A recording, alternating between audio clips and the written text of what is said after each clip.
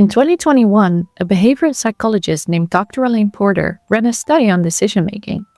She had 3,000 participants play the opening of Pokemon Red and Blue while tracking how long they took to pick their starter. She found 5 distinct patterns. The optimizer, Google's best starter Pokemon, before the game is even installed, scored highest for anxiety around making the wrong choice. The instinctive picks in 3 seconds. Fire Dragon looks cool, Fire Dragon it is. Reported the highest satisfaction, even when their choice wasn't optimal. The validator can't pick alone. They text a friend, they check a forum, they need someone else to say, yeah, that one, before they can commit.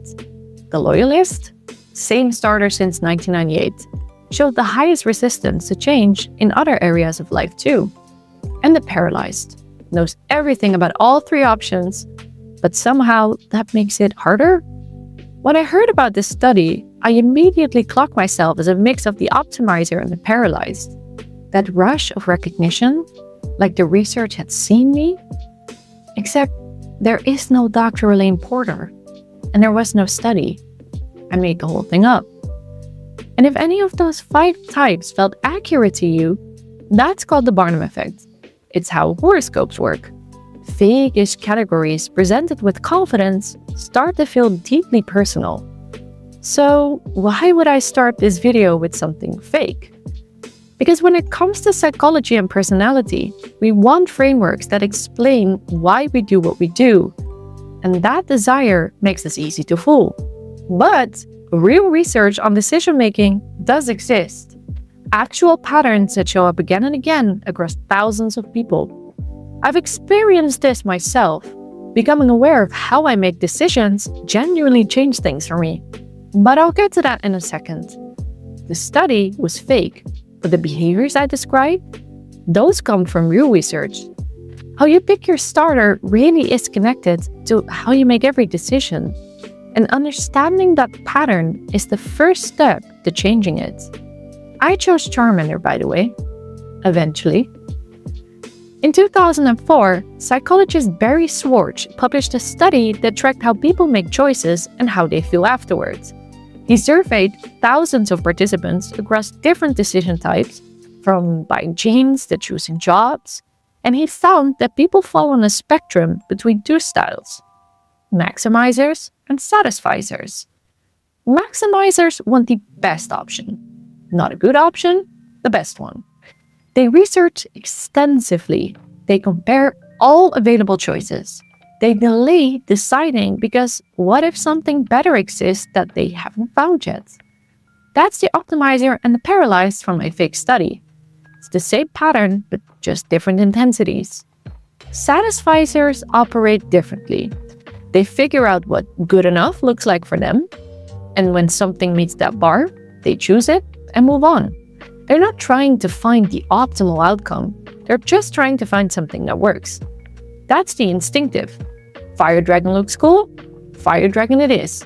No spreadsheet, no Reddit consultation, just vibes. Now here's what you would expect. Maximizers, with all that extra effort, should end up with better outcomes and feel better about them. But here's where it gets counterintuitive. Schwartz found the opposite. Maximizers did sometimes end up with objectively better outcomes. In one study, college seniors with maximizing tendencies landed jobs paying 20% more than their satisficer classmates. But those same maximizers were less satisfied with their jobs. They were more anxious and more likely to second-guess the decision after making it. The satisficers who took the lower-paying jobs, happier, less regrets, and more certain they made the right call. Think about what that means. You can work harder, research more, and get an objectively better result, and still feel worse about it than someone who put in a fraction of the effort. Why does this happen? Well, Schwartz identified 2 reasons. First, opportunity cost awareness. Maximizers are always conscious of what they didn't choose. Every option they rejected haunts them. Satisficers aren't comparing their choice to phantom alternatives. They compared it to their threshold, it passed, and it's done. Second, The paradox of options. The more choices available, the worse maximizers feel. Satisficers are mostly unaffected by the number of options because they stop looking once something works. Schwartz ran a follow-up study where participants chose between different chocolates. Some had 6 options, some had 30. More options should mean higher chances of finding one you love, right? Wrong. People with 30 options were less satisfied with their choice than people with 6. The abundance created doubts. Sure, this one is good, but what about the 23 I didn't try? Most people aren't pure maximizers or satisficers. You might agonize over career moves, but pick lunch in seconds.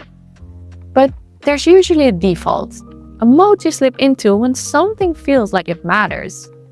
My default is maximizing, and there's a specific reason it makes me miserable.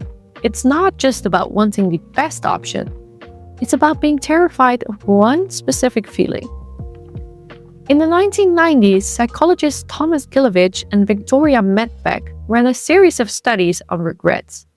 They wanted to know, what do people regret more? Actions or inactions? Things they did or things they didn't do? Short term, people regret actions more. I shouldn't have said that, or I shouldn't have bought that. But long term, it flips completely. When researchers asked people about their biggest life regrets, the things that haunted them years later, 75% were inactions. The job they didn't apply for, or the person they didn't ask out, the trip they didn't take. Action generates information. You find out what happens. Even if it goes badly, you learn something concrete and move on. Inactions generate fantasy. You imagine what could have been. And your imagination isn't interested in being fair. It constructs perfect versions of paths you didn't take. Here's where this connects to maximizing. Maximizers delay decisions to avoid the regret of choosing wrong. But that delay itself is a choice. The choice not to choose, which is exactly the category of decision people regret most in the long run.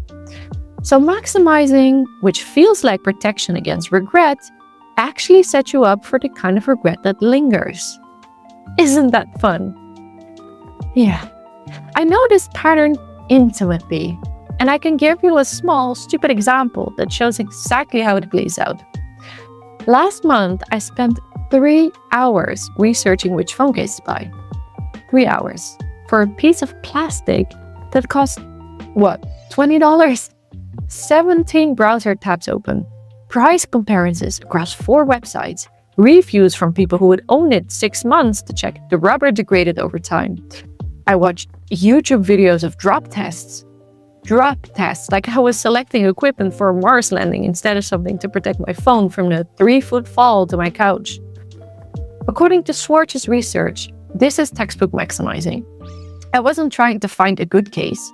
I was trying to find the case, the one I wouldn't regret. And here's what Gilovich and Medvec's research predicts. All that effort to avoid regret should have worked, right? I did the research, I made an informed choice. But after I clicked buy, I immediately started wondering about the other one. The one with slightly better reviews, but the colors I didn't like. The research explains why. Maximizers don't feel relief after choosing. They feel opportunity cost. Every rejection option becomes a road not taken. Meanwhile, a satisficer would have spent 5 minutes on this. Does it fit my phone? Does it look okay? $20? Fine. And they would feel good about it because they weren't comparing their choice to every alternative. They were comparing it to good enough. The cruel irony? I was trying to avoid regret by researching more, but the research itself created the condition for regret. More options examined means more options to wonder about later. And this happens constantly. Restaurants. I spend 20 minutes looking at the menu. I finally order, and then spend the whole meal watching what other people got. That looks way better. I should have gotten that. Or movies. I will scroll Netflix so long that by the time I pick something, I'm too tired to watch it. So I just go to bed, having watched nothing. Great evening. Really glad I have a streaming subscription. It's honestly exhausting, and I know in my brain it's irrational. A phone case will not alter my life trajectory. The pasta is fine even if the salmon look better. But knowing it's irrational doesn't stop the pattern, because it's not really about phone cases or pasta. There's a deeper study that explains what's actually happening. In 2008, researchers Sheena Iyengar and her colleagues found that maximizers don't just want the best option, they want certainty that they chose the best option. And certainty is impossible. You can never know what would have happened if you had chosen differently. So maximizers are chasing something that doesn't exist. Satisficers have an achievable standard. You hit good enough and you're done. But the best keeps moving, because there's always another option you haven't considered, or another review you haven't read. Now, if you're a natural satisficer watching this, you might think you're off the hook. You thought wrong. Remember that 20% salary gap? The maximizers who landed higher paying jobs? That's real. Satisficers sometimes leave money on the table, opportunities they would have found if they had looked a little longer. Schwartz's research doesn't say satisficing is universally better. It says satisficers are happier with their choices. But happier and objectively better off aren't always the same thing. For low-stakes decisions, satisficing wins for sure. Phone cases, lunch, or what to watch tonight. The maximizer's extra effort doesn't produce enough value to justify the anxiety. But for high-stakes decisions like health or major career moves or big financial commitments, some deliberation genuinely helps. The satisficer's challenge is knowing when the stakes are high enough to shift modes, when good enough might actually be selling yourself short. If you're a satisficer who picked the first apartment you saw and regretted it 6 months later, that's worth paying attention to. It's premature commitment, and it has its own costs. But there are two other patterns from my fake study worth examining: the validator and the loyalist. These aren't my patterns necessarily, but I've watched enough people get stuck in them to recognize the loop. The validator can't commit without someone else's approval. This one is real research behind it too. Psychologists distinguish between people with a strong internal locus of control and those with an external locus. Internal means you trust your own judgment, and external, you look to others for direction. Neither is inherently wrong. Getting input can genuinely help. Other people see things you miss, and mentors exist for a reason. But it becomes a problem when you literally cannot commit without external approval. When the input isn't informing your decision anymore, but it is the decision. You probably know someone like this. Should I take this job? They asked 5 friends, their mom, their former coworker, and 3 strangers on Reddit. Everyone says yes, and they're still not sure. Maybe they should post in another subreddit, or maybe there's a Discord server for this. Maybe there's a guy on TikTok who specifically reviews job offers in this industry. Should I end this relationship? They poll to everyone they know. The consensus is clear, but they still can't pull the trigger, because what if they ask one more person and that person disagrees? Here's what's sneaky about it. Asking for opinions feels responsible, thoughtful, open-minded. I'm not being indecisive, I'm being thorough. Sounds familiar? It's the same justification I use for my maximizing. But sometimes it's just a delay in disguise. Another way to avoid being the person who made the call. Because if everyone agreed, then it's not really your fault if things go wrong, right? The research on decision satisfaction shows something interesting here. Choices we make ourselves, even when they're harder to make, tend to produce more satisfaction than choices we outsource. When someone else tells you what to do and it works out, you don't really get credit. You got lucky, or they were smart. When it doesn't work out, you can blame them, but you still have to live with the results. When you make your own call, you own it either way. And that ownership, turns out, matters a lot for how satisfied we feel with the outcomes. So if you're a validator, the question to ask yourself is, am I gathering information to make a better decision? Or am I gathering permission to make a decision at all? There's one more pattern I want to discuss. and this one hides better than the others. The loyalist has the same starter since 1998, same coffee order for years, takes the same route to work even when there's construction and it takes 20 minutes longer. This is called status quo bias. It's the documented tendency to prefer things as they are, even when changing would be better, or even when staying has real costs. Researchers have found this across hundreds of studies. People stick with worse phone plans because switching feels like effort. They stay in apartments they've outgrown because moving is a hassle. Remain in jobs that stopped working years ago because the familiar feels safe. The status quo has built-in advantage. It's already there. You're already doing it. Continuing requires no action. Changing requires action, and action feels risky in a way that inaction doesn't, even when inaction is actually costing you more. Here's a real example. Organ donation rates. In countries where you opt in to be a donor, donation rates are about 15%. In countries where you have to opt out, rates are above 90%. It's the same choice, but wildly different outcomes. And the only difference is which option is the default. That's how powerful the status quo bias is. Most people don't actively choose, they accept whatever's already selected. The sneaky thing is that it feels like you already made the decision years ago. This is just what I do, it's just who I am. But a lot of what we call preferences are really just habits we've never revisited. The first thing we tried that worked well enough, so we never tried anything else. Someone who has been picking Bulbasaur since 1998 might genuinely love Bulbasaur. Or they might have just never actually considered the other two since that first playthrough when they were 8 years old. The only way to know which one it is? Actually try something different and see how it feels. Cool, that tracks. The same restaurant order, the same type of person someone keeps dating, the same approaches to problems that stopped working years ago. Some of that is genuinely preference, but some of it is probably just the path of least resistance. Now, we have 5 patterns. The question is, once you recognize your pattern, what do you actually do about it? There's a risk in learning about these patterns though, and I've fallen into it. Once you have a label, maximizer or I need external validation, it can become an identity. An identity is sticky. Ooh, I can't help researching everything. That's just how I'm wired. Or I need other people's opinions. It's my personality. Congratulations, you've turned a behavioral pattern into a life sentence. Psychologist Carol Dweck calls this fixed mindset, the belief that your traits are permanent. You're either decisive or you're not.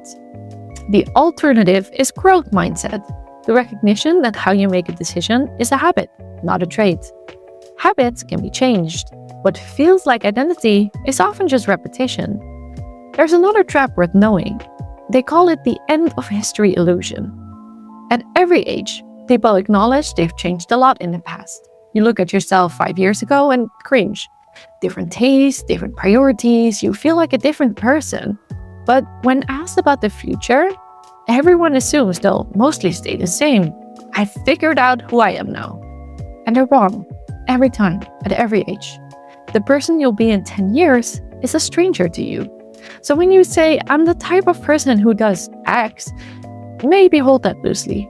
That's who you've been, but it doesn't have to be who you keep being. I'm gonna tell you a few things that will help, and they're simpler than you would expect. First, set a good enough threshold before you start looking. Schwartz found that satisficers don't have lower standards. They have clearer standards. They know what they need before they start searching. For a phone case, it should be fits my phone, looks decent, under $30 and ships within a week. That's 4 criteria. The first phone case that hits all 4 wins. No 17 browser tab required. The maximizer mistake is starting to search without knowing what would satisfy you. So everything becomes a comparison to everything else. Second, set a time limit for your research. The phone case trap happened because I had unlimited time to research. No external constraint forcing a decision. I've started setting timers. 5 minutes for small stuff. When it goes off, I pick whatever I'm leaning towards, even if it's just for 51%. It feels wrong every time, and my brain screams for one more review. But then I choose, and here's what Schwartz's research predicts.